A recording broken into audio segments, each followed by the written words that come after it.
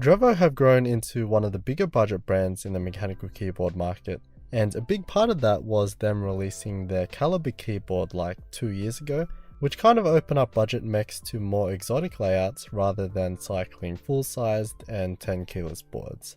Fast forward to now and we finally have the V2. Inside the box we have the keyboard itself, some paperwork, a Drevo sticker, a wire keycap puller, USB Type-C cable, and 2 keyboard feet. And it's always nice when they include a dust cover. So first things first, it is not the same layout, but it is still pretty much the same functionally as it has the same amount of keys at 71. They've gone for a more compact layout which gets rid of that wasted space between the arrow keys and nav cluster, being much like a typical 65% with the addition of another column. To do this, they got rid of the menu key, squeezed the arrow keys in a bit, and then arranged the nav keys in a vertical manner, and finally they added a pause key to fill in the space. So now it's essentially a 10 keyless keyboard in regards to primary functionality, but without the top row. They've also kept it pretty standard for keycap sizes. Normally when compressing a keyboard you change it up a bit, but we have standard sizes for the bottom row and even the right shift, and that leaves this tiny gap between the control and left arrow key, which for me looks absolutely fine and even gives it a bit of character. But yeah, I personally love the layout. At Computex I did see 2 boards like this with the extra 2 columns on the right, so we may see more of them soon. On the box it does say it will come with a range of layouts just like the V1 Calibur, but I don't think those had an ISO enter, which the website says for their V2. This does support both Mac and Windows, and you can switch between the 2 systems with FN and Tab, and it does show some of the Mac legends on the keycaps. In the hands it feels decent with minimal flex, and it's packing some decent weight at just over 600 grams, so pretty much the same as its predecessor. They've gone for a more aggressive aesthetic this time round. From the top down view it's very simplistic with minimal bezels, but then everywhere else is quite angular, sharp, and yeah, just more aggressive, but not overly. On both sides we get some RGB lighting which does angle down and shines on the surface it's on. On the rear there's just the USB Type-C port, so that's great to see, and on the bottom there's a couple of flat rubber feet, and more importantly, no flip-up feet. So the feet that were included in the box, they're just plastic pieces with rubber on one side and magnets on the inside, and because of magic, they stick to the case. The only thing that really holds it in place besides the magnets are the existing rubber feet, so while they don't slide off or anything, they're not the most secure. Honestly, just for convenience and for a board like this, flip-up feet are fine. Another change are the keycaps. Unfortunately, they have gone backwards in this department. They're thin 1mm ABS keycaps that are coated in black and then laser etched, so they don't feel great, the keys don't sound as good, they will shine over time, and the legends will fade away. So that's pretty disappointing because before they had double shot ABS or PBT keycaps which have a different piece of plastic for the legends. The advantage of this though is that we have a cleaner typeface or font to let that RGB lighting come through, but because of this kind of matte finish that the keycaps have, there's not as much contrast between the keycap and the lighting. The lighting is all controlled on board, and there's a bunch of effects and patterns available in which you can also customize colors with.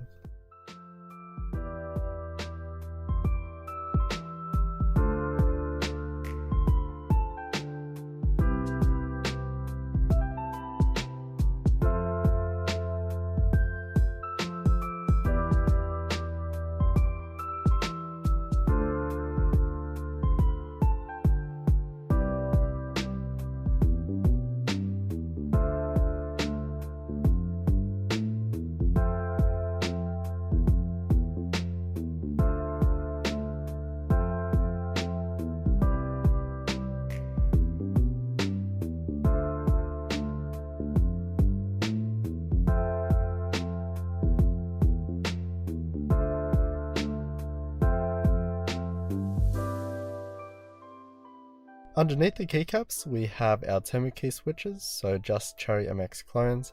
I have the blues in mine, which are clicky switches.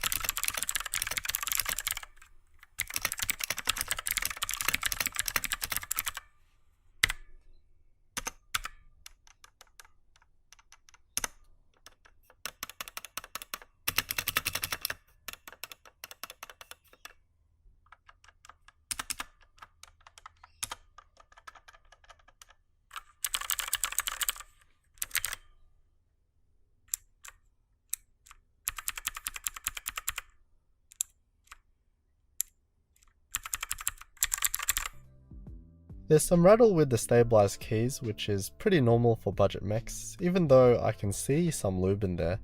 If they just lubed them properly, it could have been better, but yeah, a pretty hollowy sounding keyboard with these keycaps and I guess a somewhat roomy enclosure. But thin keycaps can be good for clickies if you're into that. And yet another difference from the previous Calibur, this is not wireless, so no Bluetooth on this guy at the moment, but there's always a chance that they'll release a wireless version in the future. Opening up the keyboard is super easy with a couple of Phillips head screws under some keycaps.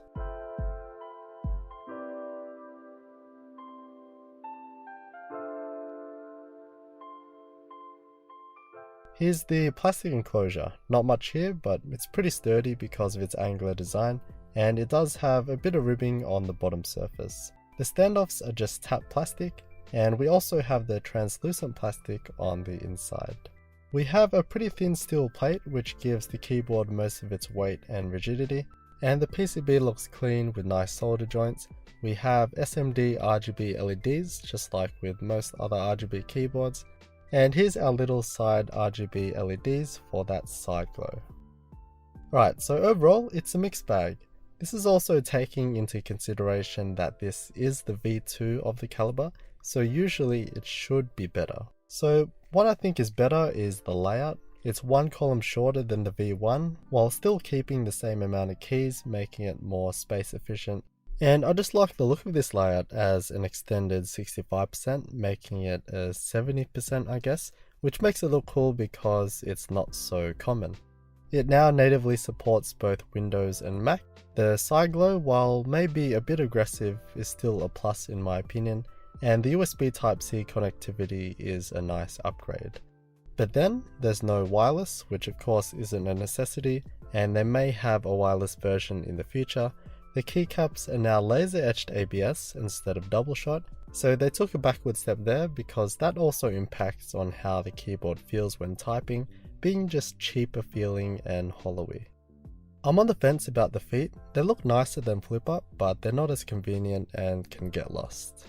So overall, I think it looks nicer, but it loses some of the features that the previous gen had. Disregarding the previous gen though, it is quite a nice keyboard, just minus the keycaps.